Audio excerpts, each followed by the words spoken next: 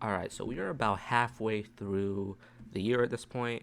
Um, I'm going to be ranking my top five movies that I've seen so far this year. Now, for context, this movie does not include Spider Man Across the Spider Verse because I haven't seen it yet. I'm seeing it in like 2 or 3 days. So I have not seen that movie, so this movie will not be on that list, even though I know it'll probably be number one on the list. Okay. I wanted to say some honorable mentions. Some honorable mentions for movies that didn't quite make the list. Two in particular. Creed 3 is a movie that, towards the end, there's a certain point in the movie where it hit really hard. It did a lot for me. I really enjoyed it. I really enjoyed Michael B. Jordan's performance and Jonathan Majors' performance, even though we all know what Jonathan Majors, the stuff that with Jonathan Majors at the moment. But nonetheless, it's really good. You can see that anime influence. The boxing is still great. Um, the cinematography, the acting, the story, the personal stakes, all phenomenal. Not my personal favorite Creed movie. I think Creed, the first one, is still my favorite. Ignore the motorcyclist out of my house, but still a great movie nonetheless. And the other movie I wanted to give a shout out to, which you might not hear me out on a bit more, but it's fine. I still really enjoyed it. Fast X. I started watching the Fast and Furious franchise not actually that long ago. I binged all the movies in about 2 days, early this week actually, and or like this is recording on I'm recording this on June 3rd. So early this week I started binging all the Fast and Furious movies. I watched all of them, enjoyed a lot of them, didn't enjoy a decent amount of them. But Fast X is a movie I think I really enjoyed because of the fact that it followed up. It was a follow up from like plot lines from Fast Five, which is my favorite Fast and the Furious movie. Um, took it has a villain that is like really really good. It's like I think Jason Momoa just played the Joker, but in a Fast and Furious movie is absolutely phenomenal. The stakes are personal, like the stakes are personal. All the characters like are emotional in a way, and for me, right. At first, I didn't see the comparison. I thought the comparison was insulting to another movie, but to me, after watching the movie recently, and examining it for myself, I completely understand what they mean. This movie is Fast and Furious Infinity War.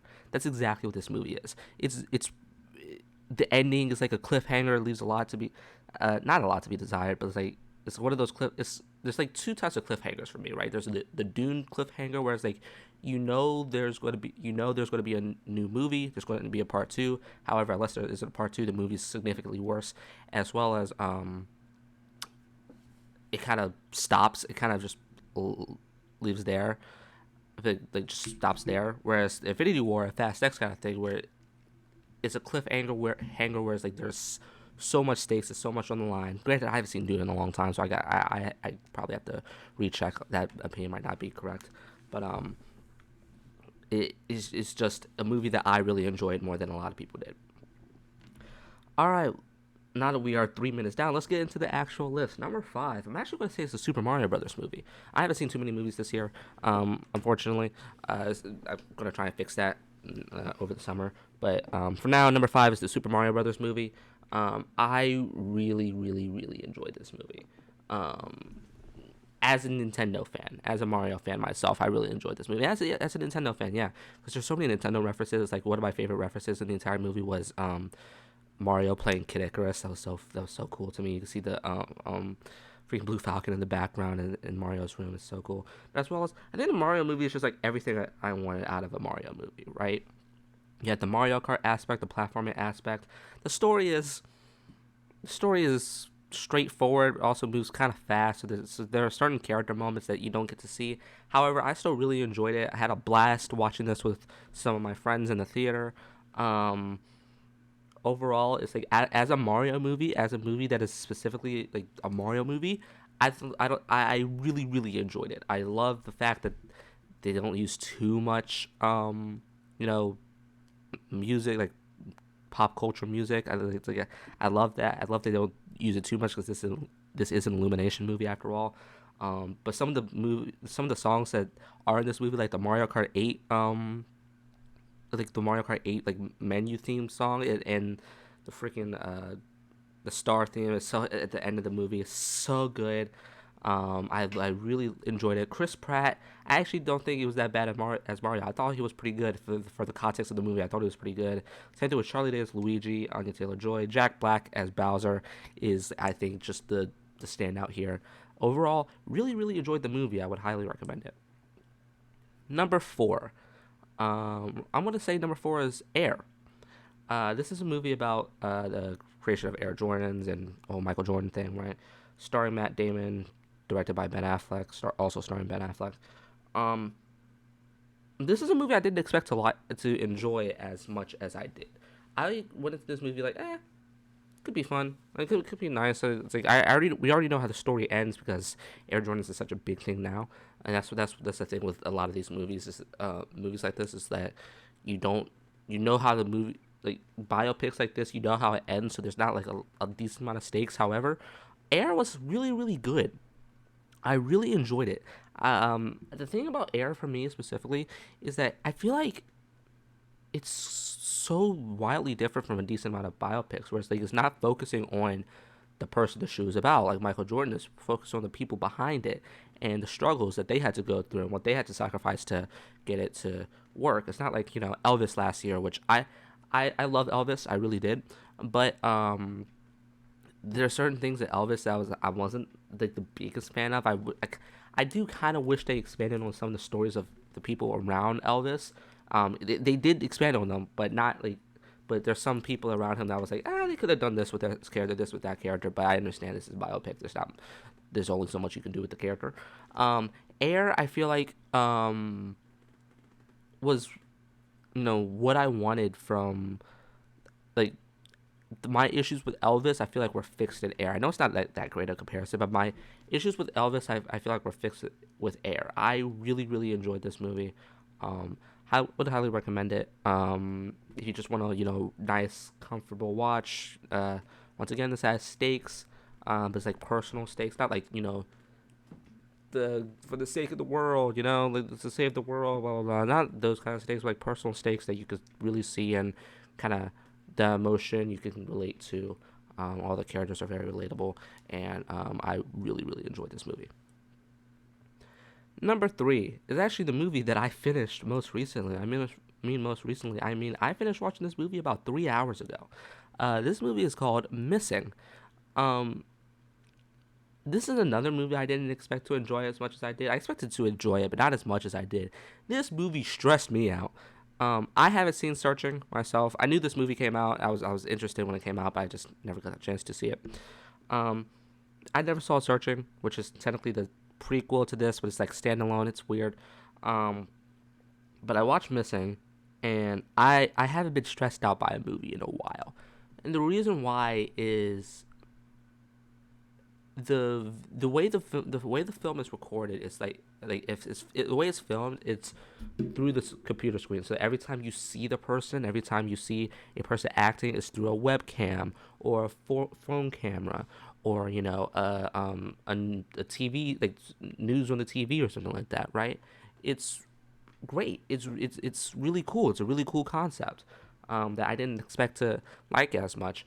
Um, it's like there's a lot of humor in there. I mean a lot of humor. I mean specifically like search histories and stuff, and like there's searches that you can kind of relate to.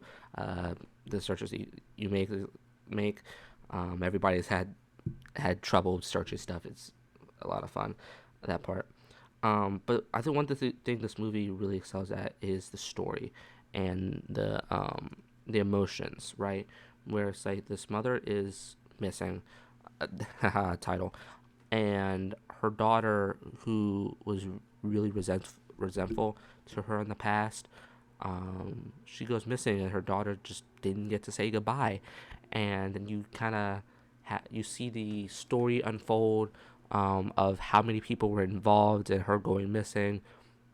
I'm not going to spoil the movie because I genuinely want you to see this movie. It's really good. Who actually kidnaps the mother?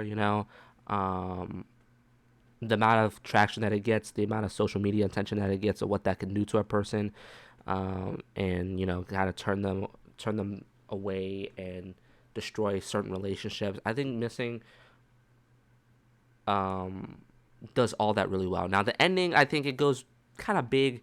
There's some things to be desired. I think towards the end. I think it was a really good, cool plot twist towards the end. However, it kind of did feel like it ended a tad bit abruptly. I get why they did it, but it did end a tad bit abruptly. So that's the only thing I would really fix about the movie, kind of that ending. But otherwise, I thought Missing was really, really good and stressed me out. I'll tell you that much. Number two, of course, number two is going to have to be Guardians of the Galaxy Volume 3.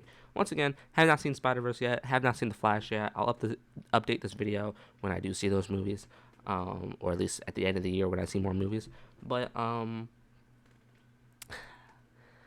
Guardians of the Galaxy Volume 3 is a movie for me that I feel like is like James Gunn's magnum opus. Now, me personally, I like the Suicide Squad a bit more than this movie, but it's like James Gunn's magnum opus, where it's like these characters that you've been with for close to 10 years now, that we know for close to 10 years, actually get to see an ending.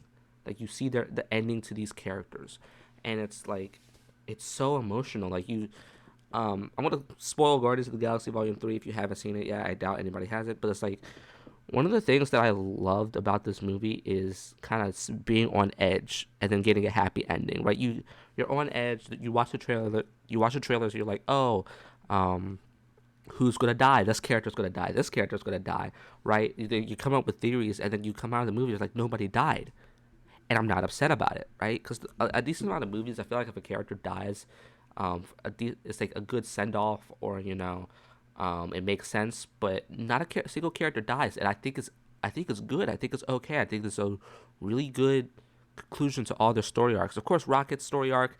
Rocket is so good in this movie. He's been good in all the movies, but specifically this movie, Rocket steals the show. Bradley Cooper's voice acting is really freaking good. That emotion conveyed in Baby Rocket, and his story with the High Evolutionary, who is such a menacing villain. Chuck Uji plays that character so well. Going from Peacemaker to this is just so good.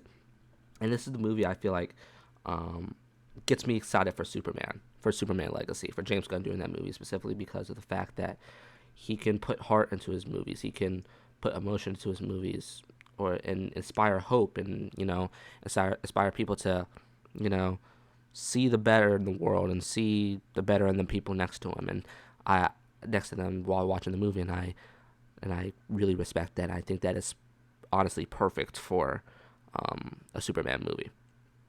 And so I think if you want to cry at a movie, or almost cry at a movie, go watch Guardians 3. It's really good. Number one, I feel like there's kind of no contest for this one for me.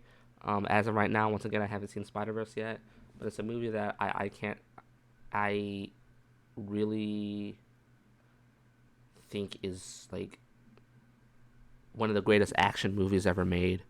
It's John Wick Chapter 4. I almost said Chapter 4, said Chapter 5. It's John Wick Chapter 4. I think for me, this movie is like it's everything that you want in an action movie, because it builds on the world, it builds on the characters, the certain character relationships and how they know each other when they met each other is all really good. It's really cool to see. It is one of those movies where you just couldn't stop smiling or laughing or just having a blast in the movie. And John's story arc towards the end is really emotional, and it really hits hard. I think it's a really great ending for that character, which I think if they make John Wick Chapter 5, I think it's going to be hard to bring that back, and I think that's where that movie is going to probably suffer. But I'm really excited to see all the spin-offs that they're doing, because I genuinely believe that this world has so many more stories to explore. Because one thing that I love about the John Wick movies is the world building, and the criminal underground, and the connections and the ties, and how much they control. It's just so cool to me. It's something I've tried to take inspiration from when it comes to writing my stories, right? But yeah, John Wick Chapter 4, phenomenal movie. Like, I would absolutely go recommend you see it. It's so good, in my opinion. And that is the end of this video, this top 10. Once again, Spider-Verse is down the list because I haven't seen it yet. I want to see it on Monday. or Tuesday, depending on what happens. The Flash is not out yet, but I guarantee that'll probably make the list because I am a DC stan. I am so biased towards DC at this point. I haven't seen Oppenheimer. That's not out yet. That's not out for a month. Same thing with Barbie and all the other movies for the rest of this year. I'm going to update this list in December of this year, so stay tuned for that. Thanks for watching. I will see you next time. Goodbye.